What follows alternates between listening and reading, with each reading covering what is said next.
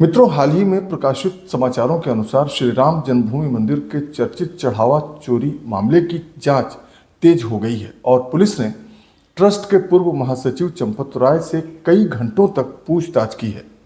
प्रशासनिक फैसलों, चढ़ावा प्रबंधन, कर्मचारियों की जवाबदेही और शिकायतों के निस्तारण को लेकर उनसे कई सवाल किए गए हैं। बताया जा रहा है कि जांच एजेंसियां उनके बयान का अन्य गवाहों और दस्तावेजों से मिलान करेंगी और यदि ज़रूरत पड़ी तो दोबारा भी उनसे पूछताछ की जा सकती है। अब सवाल यह है कि यदि मंदिर परिसर में हजारों सीसीटीवी कैमरे लगे थे, सुरक्षा व्यवस्था इतनी मजबूत थी, फिर भी यदि चढ़ावे की चोरी हुई तो जिम्मेदारी किसकी है?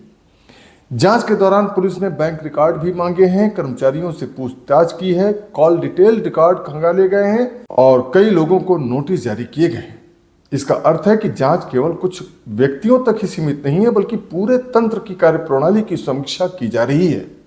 इस मामले में मित्रों, एक और भी बहुत महत्वपूर्ण तथ्य सामने आया है कि कई वर्ष पहले से निगरानी व्यवस्था से जुड़े अधिकारी का तबादला कर दिया गया था।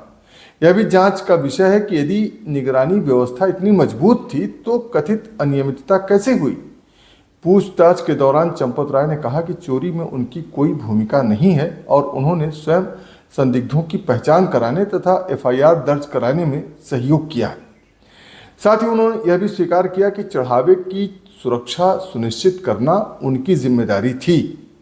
यहीं से एक बड़ा प्रश्न जन्म लेता है कि क्या किसी संस्था के शीर्ष पद पर बैठे व्यक्ति की केवल नैतिक जिम्मेदारी होती है या प्रशासनिक जवाबदेही भी उनकी तय होनी चाहिए?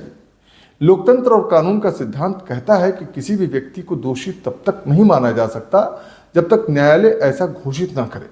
इसलिए जांच पूरी होने से पहले किसी के दोषी होने का निष्कर्ष निकालना उचित नहीं होगा।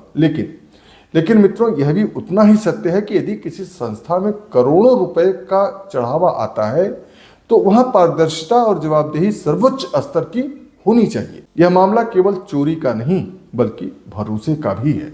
हमारी मांग किसी व्यक्ति विशेष के पक्ष या विपक्ष में नहीं, बल्कि निष्पक्ष जांच, पारदर्शी व्यवस्था और दोषी पाए जाने वालों पर कानून के अनुसार कठोर कार्रवाई की होनी चाहिए।